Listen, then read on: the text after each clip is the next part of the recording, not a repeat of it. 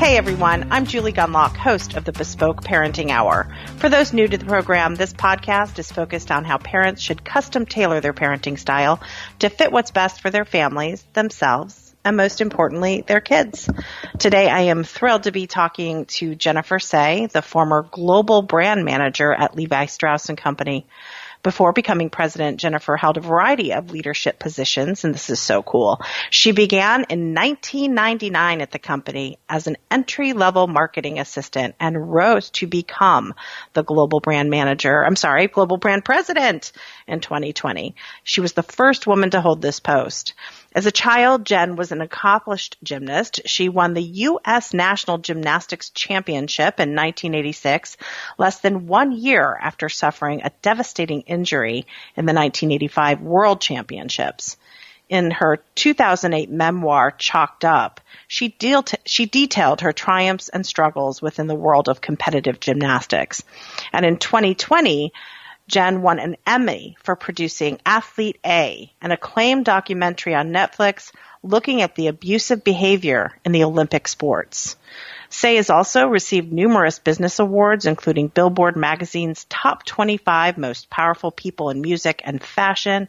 In both 2019 and 2020, she was named one of Forbes' most influential CMOs. Now, when COVID arrived, Sey spoke out about school closures and other restrictions aimed at kids. Her call to prioritize the well-being of children went against the mainstream narrative, and Levi Strauss, sadly, the company that she had been with for 28 years, told her to stay quiet. In early 2022, again, after 28 years in the corporate world and with that company, Jennifer Sey decided to leave it all behind and walk away on her own terms in order to be free to speak her mind. Jen, I'm thrilled to have you on. Thanks for coming. Thank you so much for having me, Julie. Well, look, we have a lot of stuff to cover, and I want to get to that, but I have to tell you just on a personal note, I'm trying really hard not to fangirl you right now because as a young girl, I was a super fan of gymnastics and the young women who competed in gymnastics. So what I'd really like to do is gossip about Tracy Talavera and Nadia Comaneci and Mary Lou Retton, who I'm sure you either competed against or knew of them, but it's very thrilling for me to talk to a gymnast. So welcome to the show. Oh, that's really nice. Yeah, they were a couple years before me, but of course I knew them both. And yeah. Tracy is actually a friend now, so I'm thrilled to hear you mention Tracy. In the list with those folks. She's a Bay Area person, which I was for 30 years, and we would see each other on occasion, and she's a pretty amazing person. Okay, I'm not asking you to say hi to her for me, but if you don't, if you happen to be talking about this podcast, because she was my favorite. I had a poster of her. I read her bio. She was mine too. Oh, yeah, she was my favorite too. Yeah, she was my absolute favorite. So for me to then get to hang out with her as a grown-up, I was fangirling too. She was always my favorite. She was such an original, and I don't know, she's a good person. She was great. Well, anyway, so a little bit of fangirling for Tracy Talavera. So I hope she hears this. Let's dive right into sort of the parenting issues. That's what we're here to talk about. And I do want to, and I'm sorry if you hear my dog. Stop. The mailman just came. The mailman comes every day. The dog has to react. Yes, mine might as well. She's a fierce protector. 15 pounds. Yes. Well, my dog's daily thrill of the mailman. We won't rob her of that. Okay. So, no. I want to talk to you about why you left Levi's. I want to, talk to you about your activism. But I think what I'd really like to get a sense of, first of all, is, your parenting style and your experience as a parent. You have 4 kids, correct? I do, and there's a wide range, and I have sort of an unusual, spread, I guess. So I have a 21-year-old who just graduated college over the weekend. Oh. I have a 19-year-old who's finishing up his freshman year in college, and then I have a 7-year-old and a 5-year-old. The 7-year-old finishing first grade, and the 5-year-old will enter kindergarten. So a big spread, very unusual.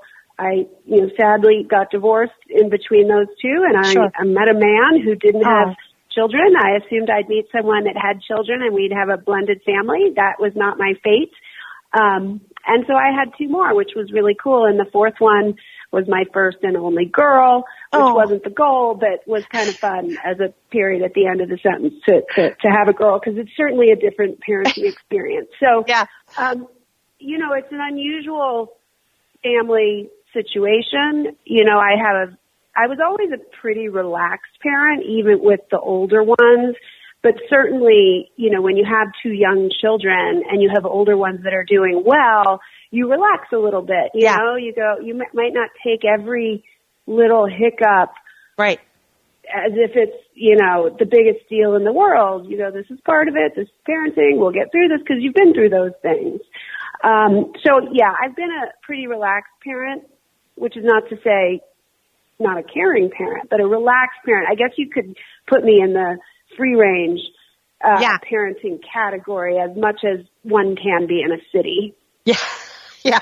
Well, you know, it's funny because it's Lenore Skenazy, the sort of founder of the free range kids movement. You know, she got famous off of she dropped her son in the hat department. I think it was Macy's, might have been Bloomingdale's, I can't remember, and said, "Good luck finding your way home." And he had to go down to he was 8 years old. He had to go down to the metro, you know, buy a metro ticket. Of course, you know, this is what, you know, not in those, I mean, in those days, there wasn't really a such thing as viral. This was before social media, but, you know, she went on Good Morning America. She went on Howard Stern show. She went on, you know, she was doing this big media blitz because people were so appalled that she had allowed her son to do this. So it's funny. I always find urban parents to be a little bit more courageous on this front, because they're just, I don't know, tougher maybe.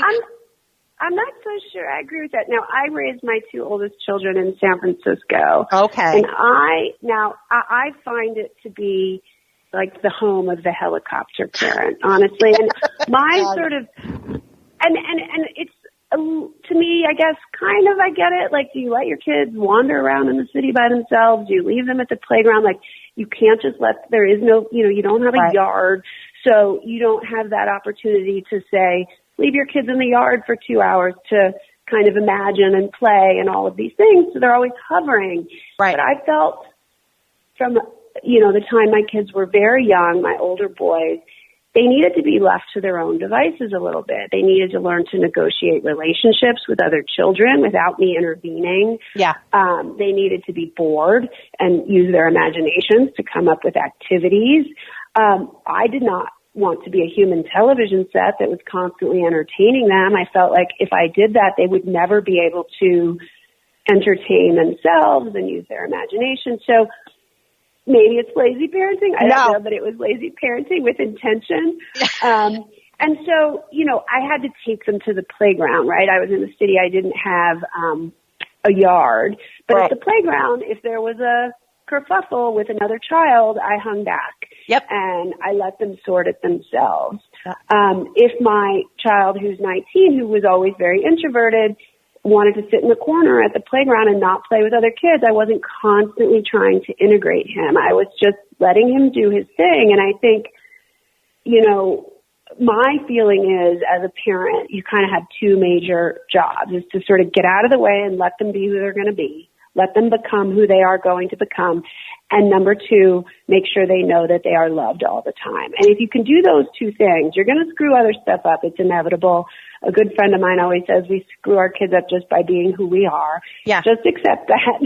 Yeah. But do those two things, and I think it can go okay. That's not to say without hiccups and challenges and all of these things, but I was just never a fan of excessive intervention. And if one of my kids came home and said, you know, that they got a bad grade or got in trouble in school, I said, well, you know, you have to go talk to the teacher. I'm not going in. You either accept this grade, and if you think it's unfair, then you have to go in and talk to the teacher. Otherwise, that's your grade. How do you feel? So you have this enormous spread in kids. Have you? So you have your two younger ones, and you're then presented with, okay, I'm sort of going through this parenting, these steps again. Was there any sort of point where maybe it was enrolling them in school, maybe it was the playground dynamic, maybe it was, you know, the relationship with a pediatrician, maybe it was the content of the school, of the lessons they were learning, that you thought, this is very different than when I went through it 15 years ago. Was there anything you noticed about that? That's interesting.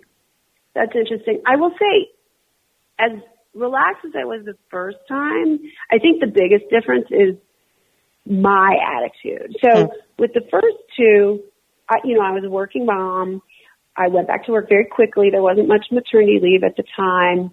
I felt very guilty all the time that I wasn't doing a good enough job at work because I was racing home to be with the kids, and then I wasn't doing a good enough job with my kids because I had to travel for work and they were, left home without me. And I felt just I felt guilty all the time. I didn't nurse long enough. It was always what I didn't do. And so I always tried to make up for that. Like I did everything at night and everything on the weekends, even though my husband at the time was the stay-at-home parent. I did the doctors, and I just felt like if I didn't do that, I was terrified they wouldn't know who I was. It's so silly now that I think about it. And there was one time I had to take a trip for work. It was supposed to be a week, but we had all of these mishaps, and I ended up being gone 3 weeks in another country, and I just cried the entire time. I literally thought my children would not remember me when I got home, which is insane. It's ludicrous, but I just felt guilty constantly that I just wasn't doing good enough. It's that bad mommy thing, and the mommy wars, and you have all these women who were staying home and touting that as the only way to do it, and you had women who were working, and that was the only way to do it. Get a nanny and don't feel guilty. And I was like, I'm not succeeding in any of this. Yeah. But then with the second two, I let all that go. I let it go. My husband is also the stay-at-home dad. This seems to be, I have a knack for finding men who are great at home with children. And I just let him do it. Yeah. I don't worry about, we split it on the weekends. I don't do everything. Yeah. He takes them to the doctor and makes all the appointments. So I just released myself from that guilt. And I think part of that is what I was saying in the beginning. I spent all those years feeling guilty. My kids grew up. They love me. It's, yes, we have disagreements, but we're good. It didn't matter that I was away for 3 weeks in 2004, Yeah.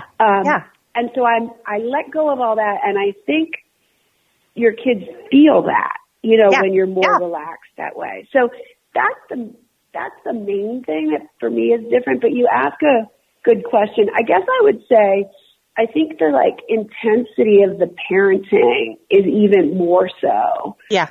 In terms of gotta get them good grades, gotta get them into the right school, and I just never participated in that, and I still don't. My kids went to the public school that was down the street, and that was, what it was. It's interesting because I'm Gen X. I suspect you're Gen X as well. And I think Gen X are well known to be kind of chill about things. And we were definitely latchkey kids, and our parent, I always say that my parents were yeah, you're okay. In limited quantities. My parents had a very, they would go, they loved to be together. That was they love, and that's nice.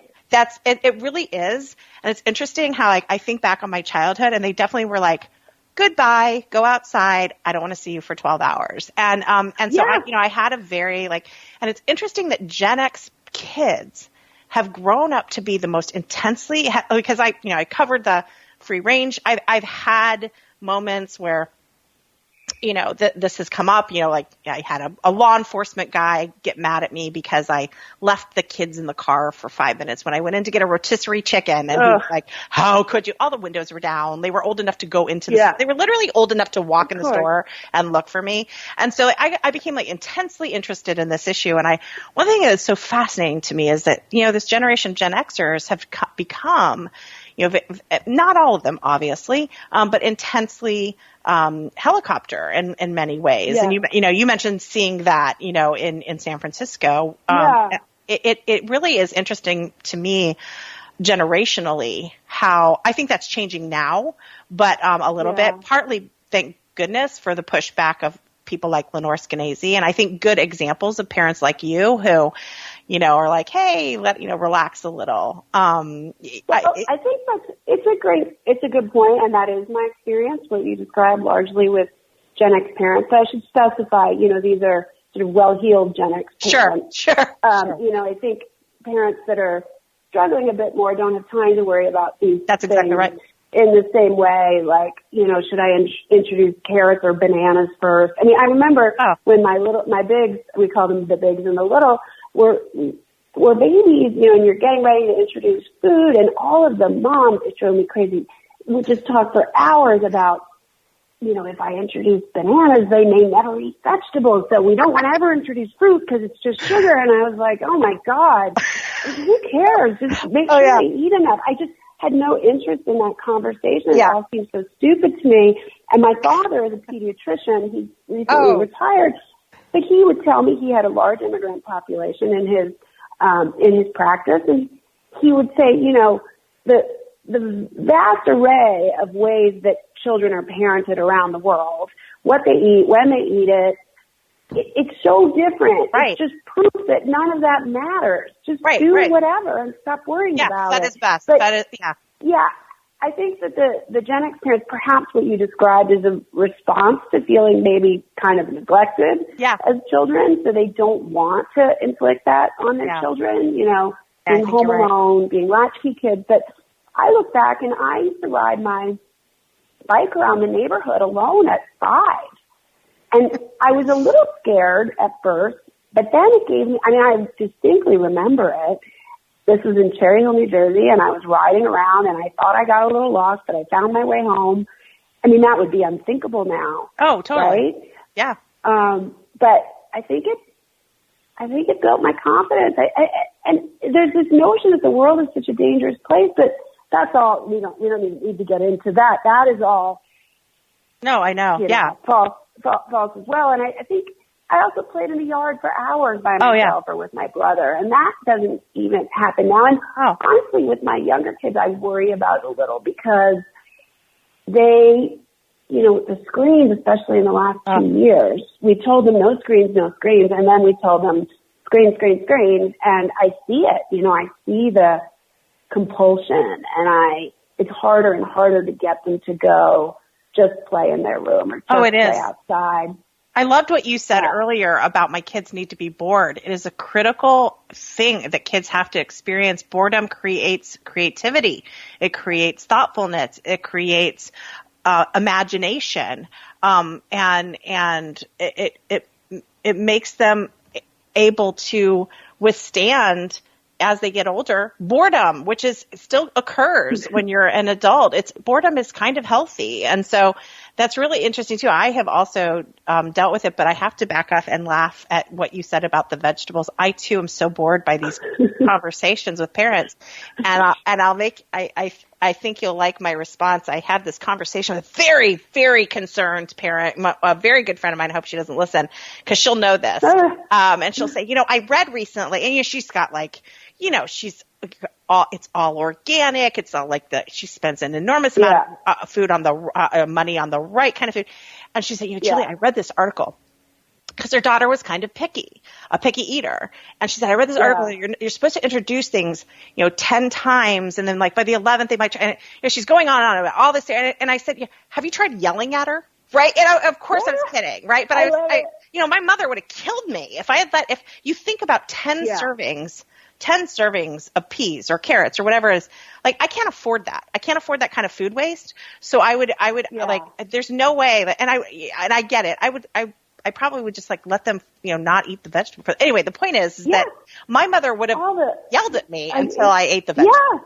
Well, I've always also said it's okay to yell at your children. One of the other pet peeves I had in San Francisco in my, early parenting days was the parents always, they always told you to say, when your kid was having a tantrum, use your words very calmly, get on their level and get on your knees and say, use your words. And what you wanted to do was scream and yell and say, get in the goddamn car, we're leaving now.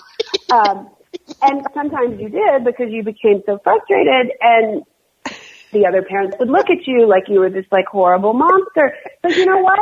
I actually think a child needs to know that if you push someone to their limits, they're going to get angry. Now, they're not going to hit you. We don't want to model that behavior. But why do they have to believe that everyone is always going to treat them with kid gloves? Because that's not going to be the case in the world. And I think, one of the things I think that's so problematic about the style of parenting that you're describing is that a child grows up thinking they are the center of everyone's world. Yep. And that everyone will, bend to their needs and their wills and their will, and that their needs are the most important. Because if we center, to use the language of today, the child's needs in the family above anyone else's, why wouldn't they think that? And I think that is sending your child into the world as an adult ill-equipped to handle it. Because if they go to work, guess what? They are not going to be the center of anyone's concerns in terms of their needs. But honestly, you do see this in the world today, in the work world. They believe that they should be, and they believe that their concerns and their everything matters the most. That it's selfish. It is, yeah. I think you do raise a selfish child that really believes they deserve to be the center of everyone's attention. And potentially facing a lifetime of loneliness or bad marriages or bad relationships with people, because nobody's going to tolerate that. So, when you have to think of this as like, when we say like, let's raise productive, people who can, who can live a normal life and have a happy life. If you raise a selfish child, it's not just that they're a burden to you because they're always demanding things. They actually are, could really have problems with social interactions, and that's terrible to set a child up to be frankly lonely or unsatisfied for life with whoever partner they stay with. So that's really important. I think that's right. I think the other thing I have observed, sorry, I know you want to move on to another topic, is everything that your child does is like family level crisis, like, what can I feed this child? Or, whatever the thing is. Like, how are they going to they're going to be incapable of making any decisions. Yeah. Incapable. Because everything is going to seem like life or death. Everything is going to seem like this major crossroads. And you know what?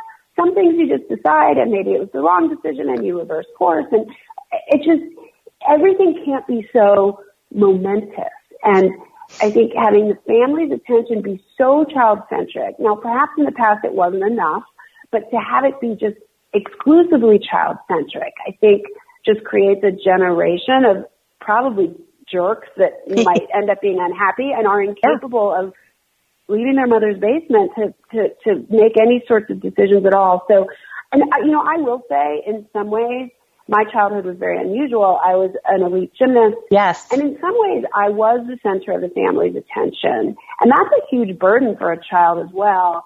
And in some ways, my needs were completely neglected. So it was this weird contradiction.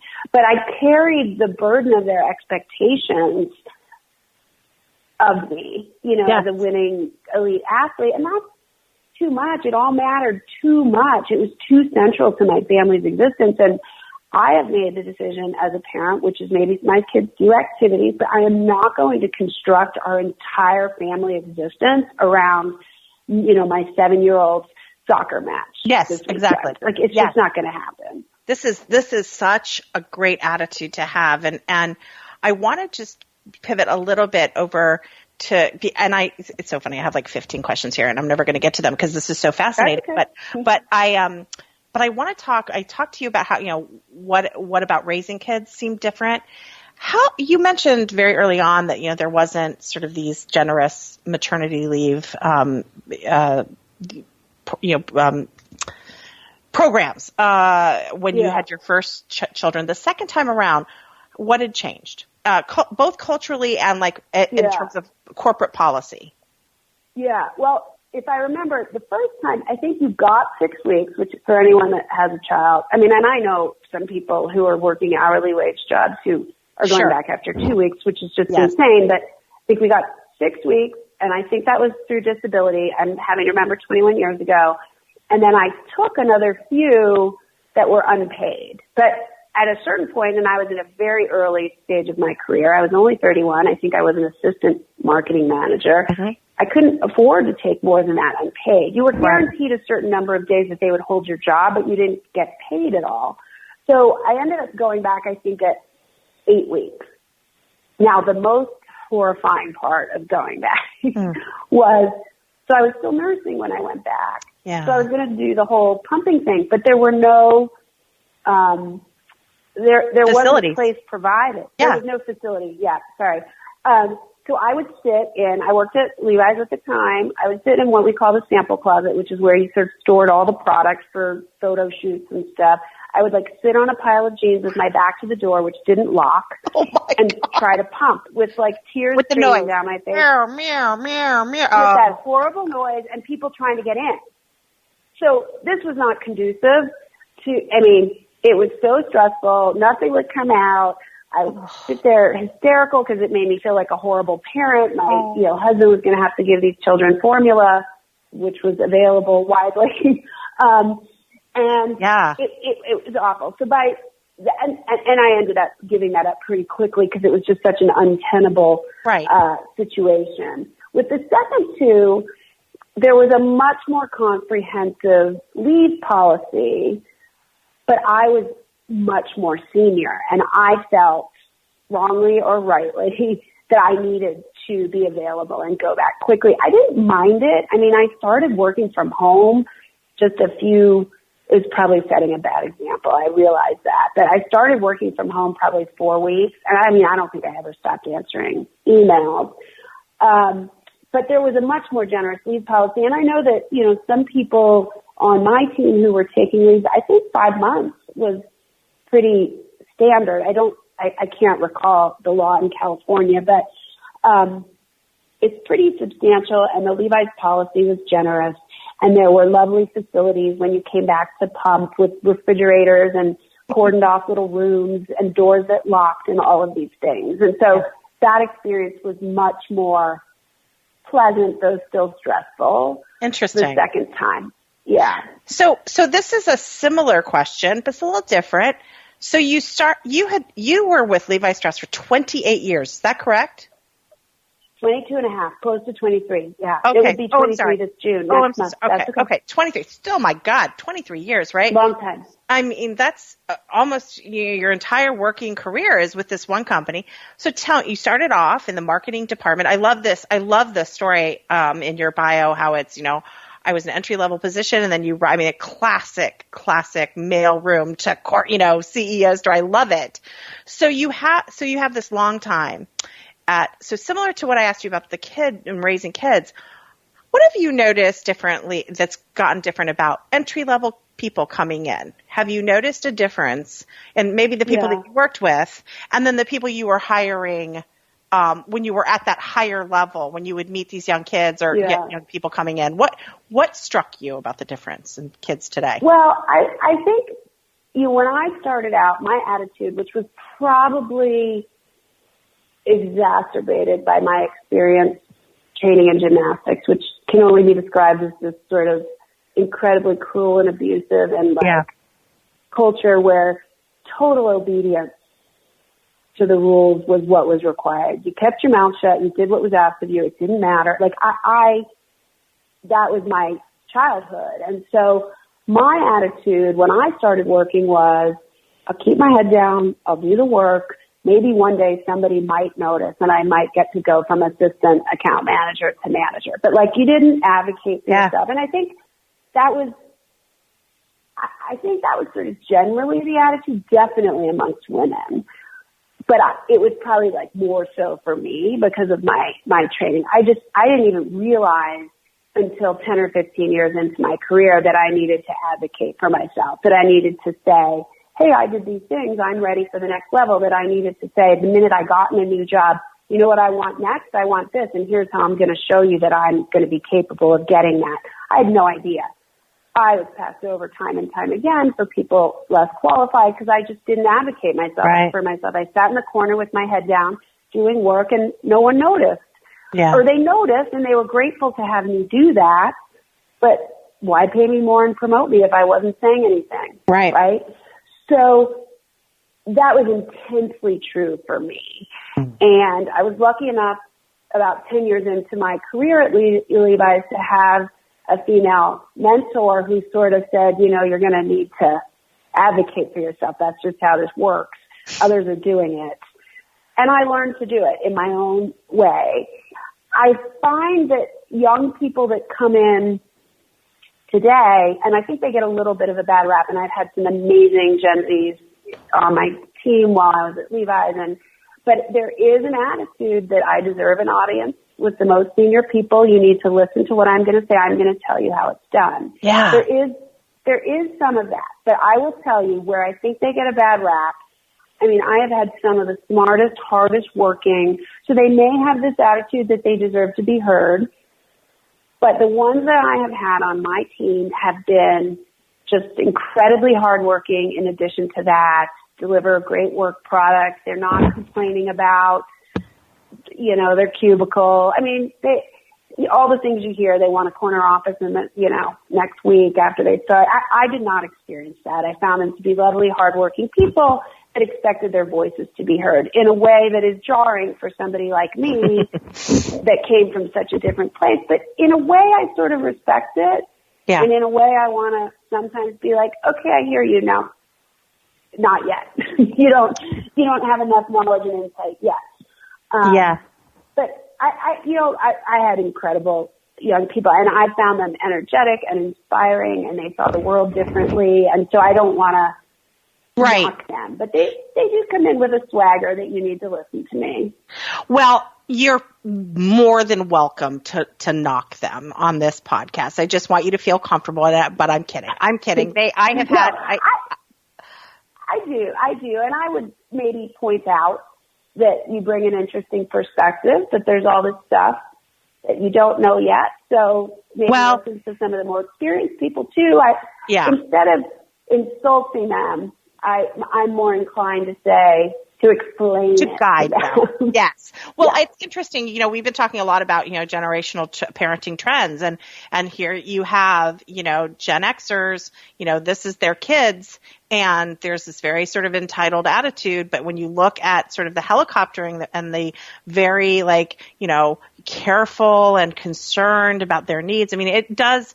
That may be part of the reason. I agree with you. This shift, and so but I do think I agree with you. And there are times where I'm so impressed with a young girl, a Gen Z who kind of speaks up. I really love the idea. Also, we talk about the wage gap, and then, but if you look at the data, and this is me in a nutshell. My first job, this was me. They're like, we will pay you X amount of dollars. I'm like, oh, you're so nice. Oh my gosh, you're going to pay. Oh my gosh, oh, that's so nice of you. Fine, right? Meanwhile, my now husband was like, well, I think I'm deserving of, and he would research it. He would know the going rate. And, whereas I'm thinking they're doing me a favor, So I pay you at all.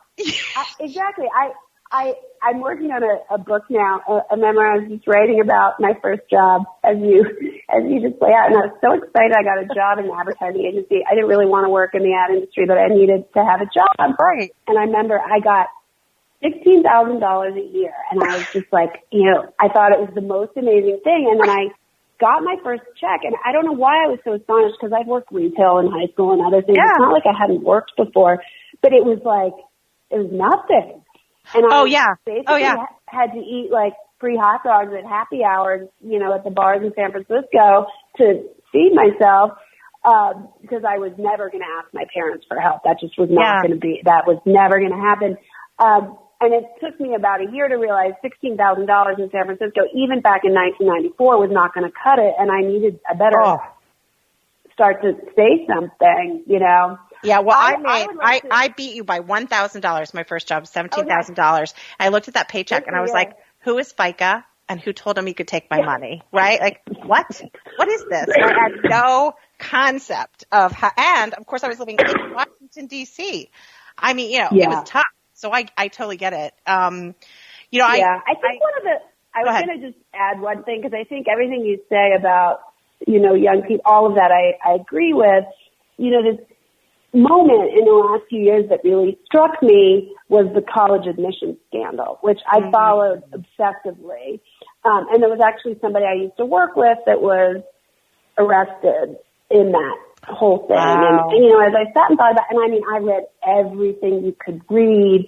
I read just the whole everything. I was obsessed with it because it was so unsurprising in a sense. And if you think about it, and I had this experience in my waning days at Levi's with sort of one of my colleagues talking about how difficult her life was right now because her children were trying to get into this fancy private middle school, and they had tutors and people helping with essays, and I was like, I wanted to laugh at her and say, why are you, she gets in or she doesn't. She writes the essay, she doesn't get it. I mean, and then but so to me, that college admission scandal, it's like, if we as, well-heeled parents do all of this for our kids, we get them the tutor writes the essay or heavily edits it, it's like such a tiny baby step to then step across the line in the way that it happens because you've already done all the work for them. So what is it if you get someone to actually take the test for them? And how do we not see this? I mean,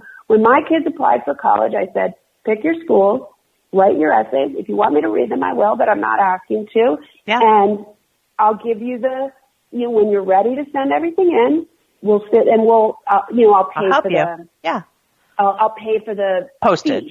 To submit an application. Of course. Yeah.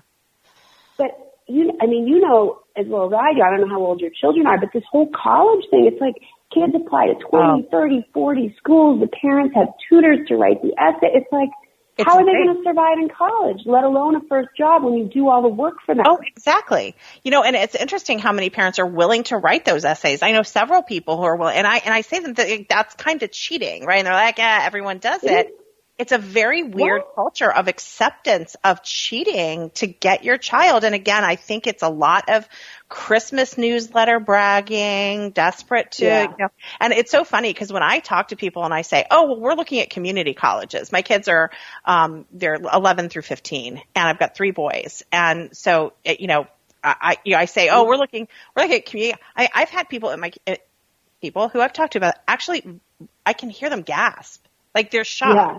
And of course, we talk about I'm obviously talking to other parents who are doing fine economically. And so this is a different, group of people who they're very much on this, child must get into the best 4-year college. It's incredibly stressful. And so, it's nice to be where I am because I'm really not stressed about things. And, my husband and I, both went to state schools, and we always laugh when people say we had to pull our kids out of public school and put them in private because of all the COVID shenanigans. Yeah.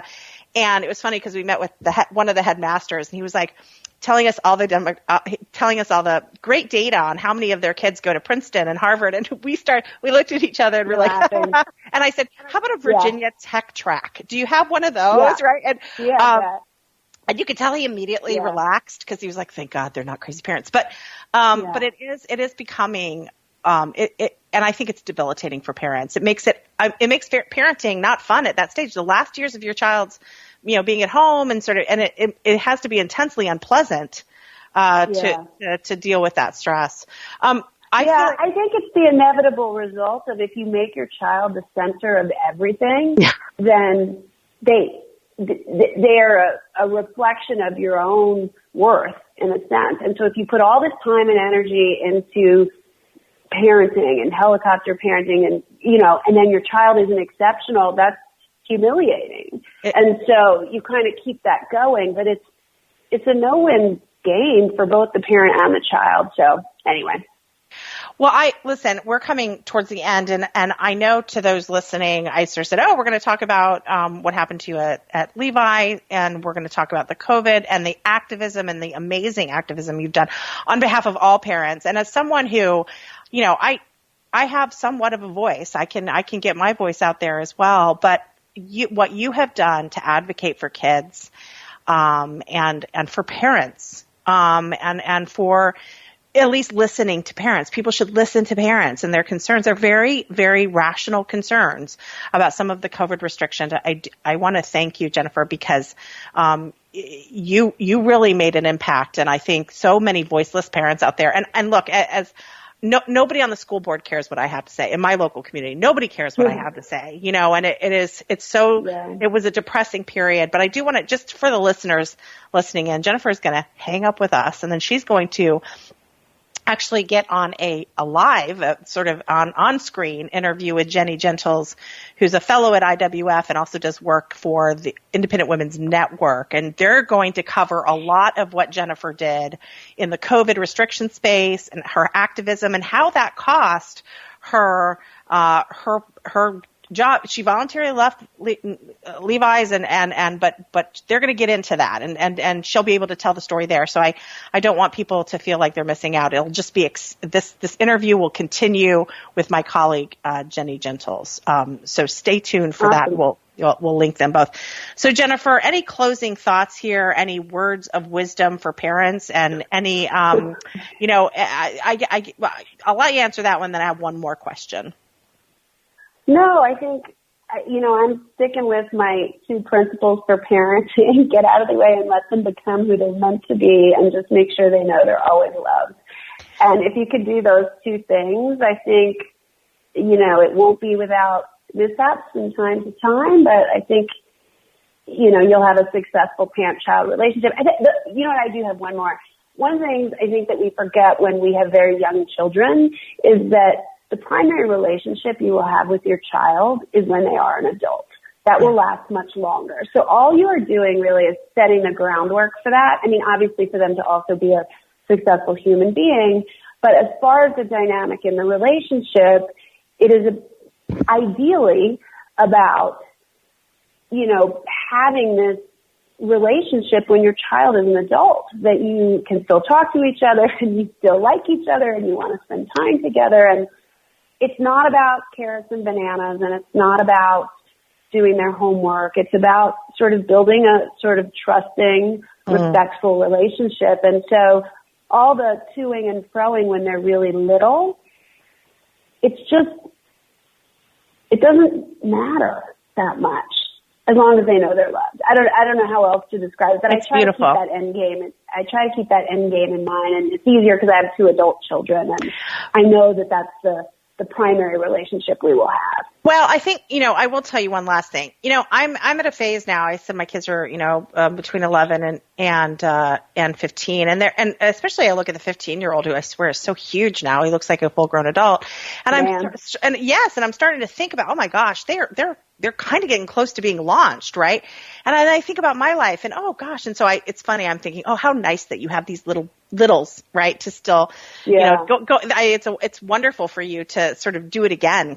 So I think it's lovely. And I think your wisdom here is really, it's a beautiful thing you said. It makes me actually, as someone who is kind of like wringing her hands about that, it's lovely to hear, because there's a whole new fun adventure coming with my adult children. That's right. I think that's right. And don't, mourn. I mean, you can sort of say, oh, people are so sad their kid goes off to kindergarten. Like, it's all in the service of them becoming adults and the person they're meant to be. And you can have this beautiful, lasting relationship with them. You're not losing them. Yeah. They're becoming the person they're supposed to be. And so I try not to be sad about those milestones, but just celebrate them. Now, I did cry a lot at the college graduation. I admit that. So I'm not always successful. You're human. I'm human. Yeah. Tell us one last question. Tell us where people can follow you or find your writing, or if you're on social media, give us a couple links or websites or, your Twitter account, that kind of stuff. Yeah, so my Twitter is just my name, and that's probably where I'm most active, which is probably a really dumb thing to be. So Jennifer Sey, just one word, Sey is S-E-Y. I do like Instagram. That's mostly reserved for family stuff, and I'm Jen Sey SF, even though I don't live in SF anymore. Those are the main places.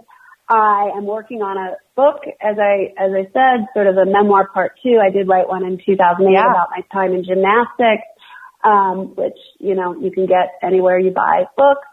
And I'm making a documentary about the impact to kids and families of the long-term school closure. So I don't have a Substack or whatever for my writing. It could happen. It could happen one day. But for right now, I'm just putting my attention into the book. I'm kind of old school that way. I like a book. Well, I love it, and I will be reading it, and maybe you would come back we do book events. They are high. Oh, I would love that. We would love to host you for a book event when that comes out. So keep us abreast of that. And I'm determined. We are going to at some point do a podcast dedicated to Tracy Talavera. So, that sounds awesome.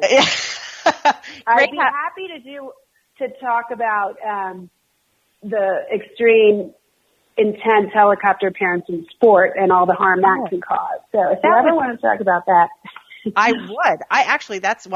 We'll be in touch because I think that is a whole nother parenting style, the sports parent, and certainly at a high level, an elite level like yours, that's got to be quite a story to tell. So we will definitely be in touch on that. And you are so fun to talk to. I feel like I really want to have cocktails and chat more because this has been a really fun conversation. So thanks so much for coming on. Yeah. Thank you for having me. Thanks everyone for being here for another episode of the Bespoke Parenting Hour. If you enjoyed this episode or like the podcast in general, please leave a rating or review on iTunes. This helps ensure that the podcast reaches as many listeners as possible. If you haven't subscribed to the Bespoke Parenting Hour on iTunes, Spotify, Google Play, or wherever you get your podcasts, please do so you won't miss an episode. Don't forget to share this episode and let your friends know that they can get Bespoke episodes on their favorite podcast app. From all of us here at the Independent Women's Forum, thanks for listening.